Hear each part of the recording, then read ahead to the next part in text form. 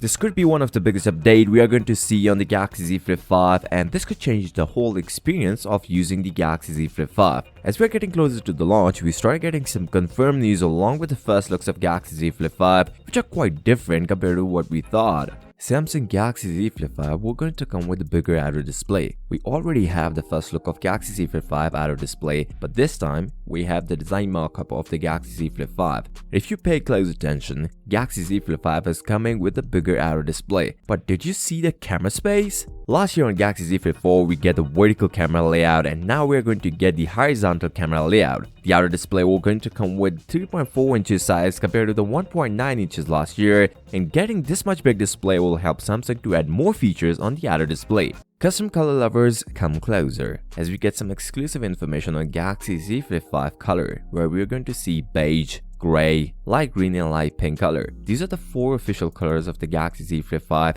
The important thing in the phone is its battery, and Samsung is going to improve the battery on the Galaxy Z Flip 5, and we are going to see 3900 mAh battery instead of just 3700 last year, and getting this much battery will help Z Flip 5 last much longer compared to the Z Flip 4 with the addition of a new processor, which is Snapdragon Gen 2, just like the Galaxy S23 series. The cameras are where I should say you guys will be disappointed, as the rumors are indicating that we are going to see the same 12 megapixel main shooter and 12 megapixel ultra wide. Although the sensor will be new, for now it is not confirmed whether Z Flip 5 was capable of recording 8K 60 FPS. Samsung plans are out, and we are going to see Z Flip 5 in August. The processing information of Galaxy Z Flip 5 is out, and to my surprise, Galaxy Z Flip 5 beat the Galaxy S23 Ultra in benchmarks. So if you guys want to see that, make sure to watch this video and don't forget to subscribe to the channel. I'll see you next time. Till then, peace out.